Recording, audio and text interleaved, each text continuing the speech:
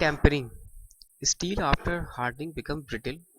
Steel को हम after hardening क्या हो जाता है, वो काफ़ी ब्रिटल हो जाता है। Develops non visible micro cracks and strained due to the residual internal, या ये कह सकते हैं इंटरनल स्ट्रेसेस उसके अंदर डेवलप हो जाते हैं। स्टील को हम जब हार्डनिंग प्रोसेस के बाद वो ब्रिटल हो जाता है और develop non visible micro cracks and is strain due to the residual internal stresses और these undesired symptoms are reduced by tempering of the steel। तो ये भी जो विजिबिलिटी है, नॉन विजिबल माइक्रो क्रैक्स है, तो ये जो द अनडिजायर्ड सिम्टम्स है आर रिड्यूस हो जाएंगे बाय टेम्परिंग ऑफ स्टील।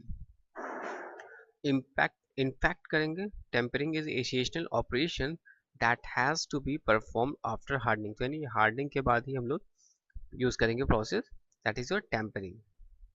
तो टेम्परिंग में हमने ये देखा कि ये process, this process involves reheating of the hardened steel to a certain temperature। This process involves reheating of the hardened steel to a certain temperature below lower critical temperature। हमें ये भी ध्यान रखना है कि this process involves reheating of the hardened steel to a certain temperature below lower critical temperature followed by a slow cooling rate। This process involves reheating of hardened steel to a certain temperature और हमें याद करना है कि below lower critical temperature followed by a slow cooling rate। तो reheating क्या करता है, रीहीटिंग परमिट करता है partial transformation of martensites and relieving of the internal stresses के लिए। रीहीटिंग हमें परमिट करता है पार्शियल ट्रांसफॉर्मेशन ऑफ मार्टेनसाइड और relieving of the internal stresses with the increasing temperature.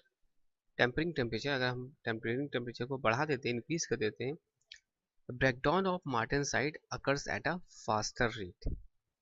Tampering process serves the following objectives. पहला, ये reduce करता है brittleness of the harden steel, it increase ductility, it relieves internal stresses, it improves toughness of steel.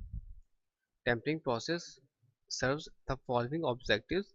ये reduce करता है brittleness of the harden steels, it increase the ductility, it relieves internal stresses, it improves toughness of steel। So these are the objectives of tampering process। Tempering process में हमने देखा, तो आगे बात करता है कि जो बेसिक रिजल्ट है इसके टेम्परिंग के, कि जो टेंसाइल स्ट्रेंथ है और हार्डनेस ऑफ स्टील है वो decreases. Tensile strength in the during the tempering process, the tensile strength and the hardness of steel decreases a little, which is a undesired। Based on the reheating temperature range of hardened steel, the tempering process may be subclassified। तो अलग अलग reheating temperature range होने की वजह से harden steel जो हमारा है उसमें टेम्परिंग प्रोसेस को हमने फर्दर क्लासिफाई किया गया है। पहला हमारा आता है लो टेम्परिंग टेम्परेचर, दूसरा आता है मीडियम टेम्परेचर टेम्परिंग, तीसरा आता है हमारा high temperature tempering. These are three sub classification: low temperature tempering, medium temperature tempering and high temperature tampering.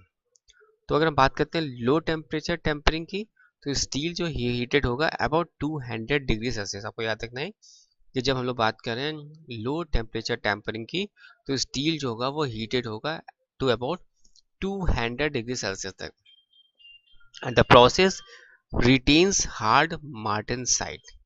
The process retains hard martensite and the case hardened components are tempered by this process।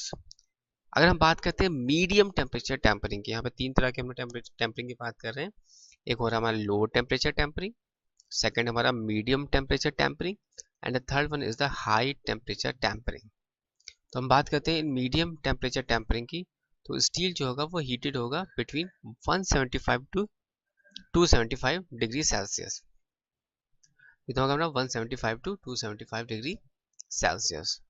तो ये process, this process yields troostites. अब हमें अब देखिए यहाँ पे मिल रहा है this process yields troostites which provides high elastic limit of the steel, and this process is applied on the laminated spring and coils where the toughness is desirable।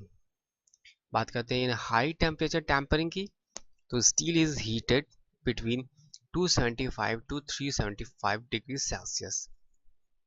तुम्हारा थर्ड हमारा है हाई टेम्परेचर टेम्परिंग। तो इसमें जो steel होगा वो heated होगा between 275 to 375 degree Celsius, and this process produce sorbites and eliminates the internal stresses completely. This process is applied on the structural steel.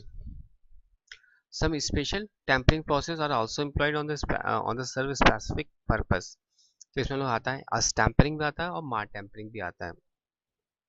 तो हमने यहाँ पे देखा कि जो टेम्परिंग है वो क्या होता है, और इसमें हम लोग क्या क्या ऑब्जेक्टिव्स यूज करते हैं रिड्यूस ब्रिटलनेस या हार्डनेस स्टील के लिए, इंक्रीज डक्टिलिटी बढ़ाने के लिए, और it relieves the internal stresses and it improves the toughness of steel. और इसमें हमने देखा फिर लो टेम्परेचर टेम्परिंग क्या होती है, medium temperature tempering and high temperature tampering.